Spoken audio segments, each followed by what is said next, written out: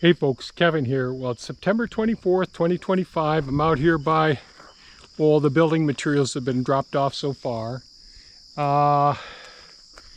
So yesterday and this is sort of a recap, after the fiasco dealing with getting things delivered from Home Depot. I think it was yesterday I spoke with John, a manager, and he had set things up so that we could get the 24 sheets of 23 30 seconds 4x8 sheets of plywood, which is for the roof. And so it looks like that's coming between about noon and 1. That's what it looks like at this point. I need to be ready to go at any time. But a young lady pulled down in a small caravan, and she delivered the 3.5-inch wide seal that goes between the bottom plate and the concrete floor, which is going to support the mezzanine for a 2x4 wall. So real happy that's here. And we just have the 4x8 sheets of plywood to come. And so I just brought a couple of ladders over to check, make sure I didn't, because there are some holes in this tarp. There's one right there, which really is insignificant, and a couple right over here. And I got ladders up there and checked. We're in good shape. It's more or less the plywood that I'm mostly worried about. I'll probably get the rest of this stuff covered. I mean, this I want to get covered up, but it's soaking wet on top right now. And it looks like they're protected. They've got a little plastic over the top of it. So hopefully that will be okay. So that's the ice and water. That's a special one. So this is once the trusses are up, the 23 30 seconds plywood, which is one of these stacks under here, and the rest that are coming today. Once the plywood is attached to the trusses, then we want to protect it. And this is a special ice and water, high temperature, non-abrasive. So I really have to open this up and make sure that they sent me the non-abrasive. So yeah, it looks like it's right there, but I'll open one up. I don't want to get to the day and find out that it's abrasive.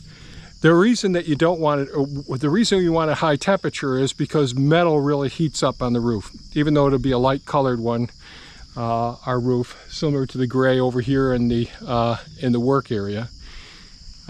We don't want that metal, the heat from the metal, interacting with the underlayment below it, this ice and water. So it's got to be able to withstand the high temperatures, and so some ice and water shield are high temperature rated, so that they aren't going to be affected by the expansion and contraction and the heat generated from the sun hitting the metal roof. The second factor is we don't want it to have any granularity to it, like a sand on the surface of it, because metal will expand and contract, and you don't want it scratching the undersurface of the metal. So, and this stuff, it really gets expensive. I mean, that pallet there is a little over $5,000 right there. So I do have to make sure that it's right. So I'll probably take the leaf blower over here, blow as much water off of that and all as well. So I've got some time before I have to deal with that. Those are a special order one for Home Depot. Not too many places carry it. So then I got a new horn in. Did I tell you the story of the horn? So with our new articulated Olat rough terrain lift, and I think his name is Justin. When Justin came out from Blazey's in Palmyra, New York, they're the ones that I buy all my Kubotas from. Well, I also bought the lifts from. And so we went through it and we found out that the horn didn't work. And this is within 24 hours or just slightly over 24 hours, that showed up in the mail last night, or a delivery last night. So that was quick. So I'm going to go out there now and see if I can get that installed on it. I think the horn was just defective, and it just fried the fuse that went to the horn. So they sent a horn, and we'll see how things go. So that's what I'm going to do now, and then I'll come back here and do something around with the lumber while I wait for the delivery. So here we go.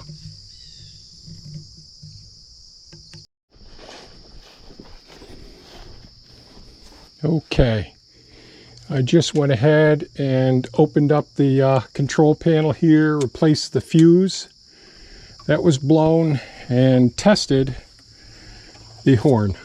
So this is a horn, and let's go ahead and get this mounted. I just got a message. I wish I had better ways of mounting these cameras.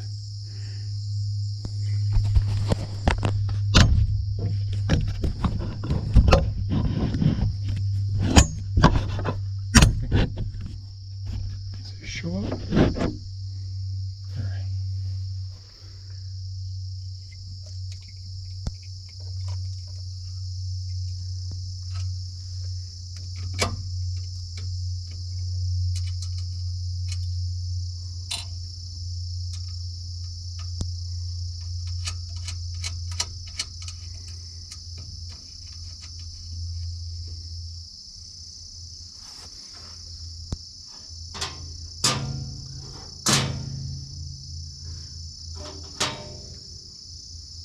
That's not right.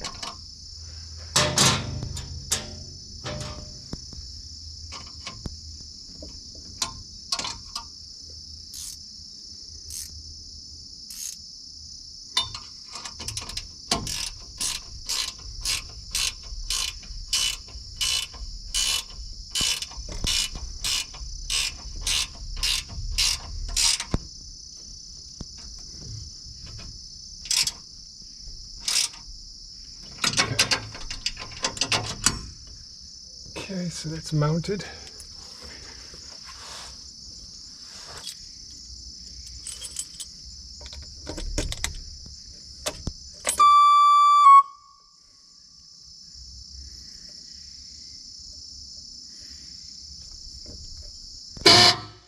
Boy, that's a loud one.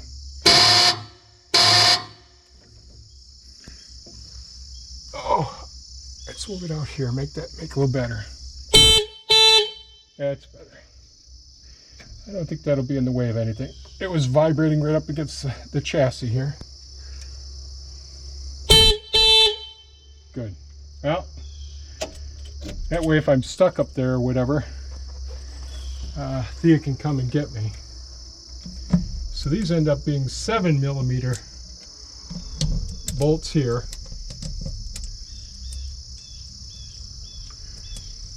And I did not bring a 7mm wrench. I think that got lost when the building went. I have my 6 and my 8,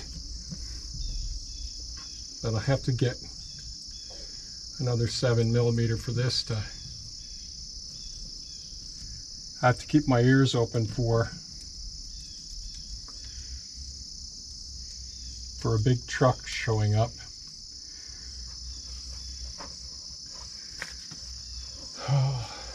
So I'll buy an extra 7mm. I think this is a 7mm. If it is, I'll buy an extra one and get it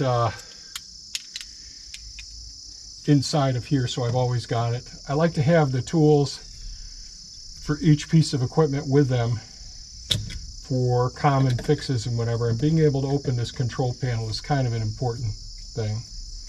The horn, not such a big deal. I think that just had a defective horn when it was installed and just wasn't tested, and that caused the fuse to blow.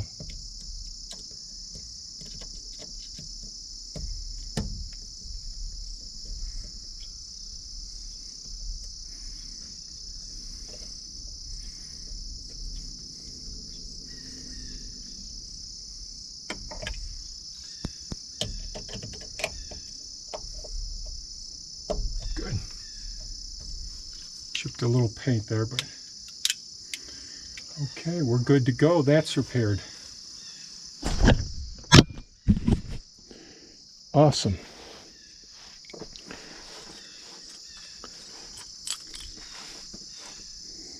Oh, 10 millimeter. We just test it over here as well.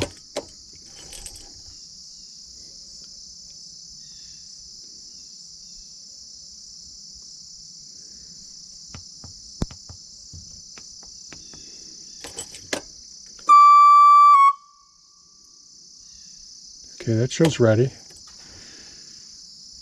Upper emergency stop activated. Okay.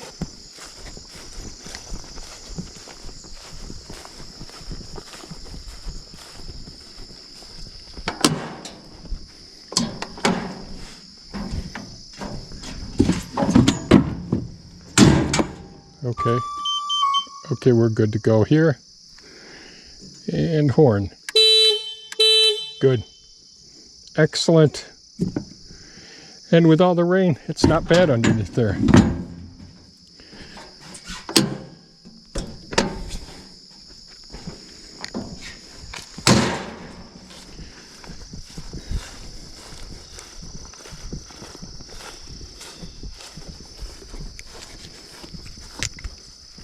Okay. We're set.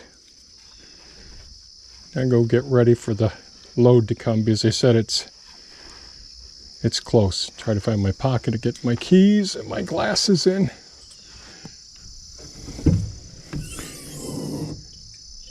Set here. Mission accomplished.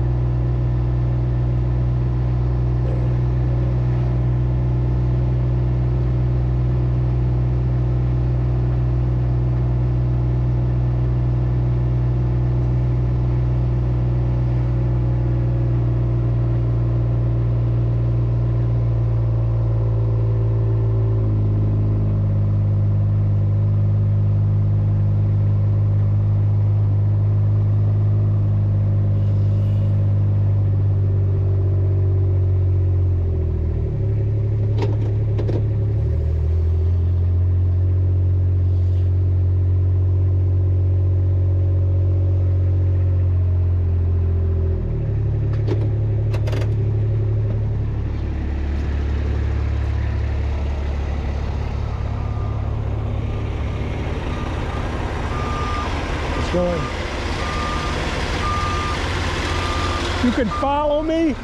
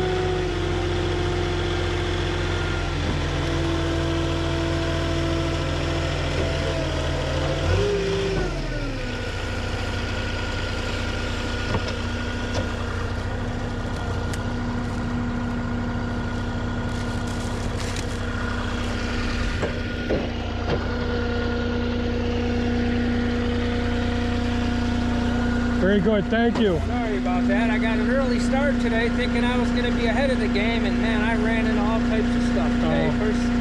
First store I got to, there was 3 trucks ahead of me, and then I got up to Fort Drum, and there was like 10 tractor trailers ahead of me up No there. kidding, yeah. Man, I should have came in late today. Yeah. It would have served me better if I would have came in late. Sure. But that's just one of those things, I guess, that happens. All right, sir. Have a good day. You too. Thank you.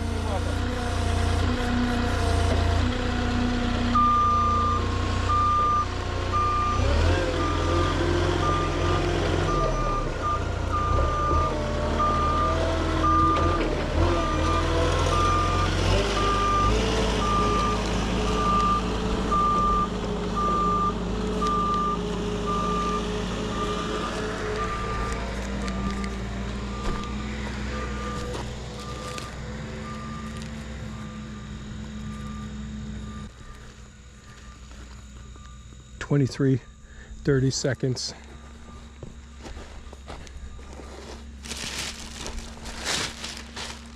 Yeah, we're gonna have to get these covered up.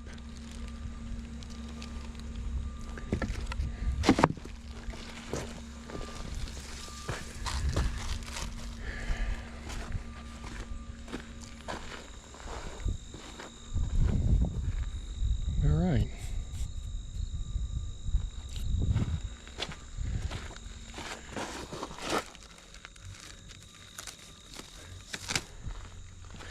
Yep, get these covered up.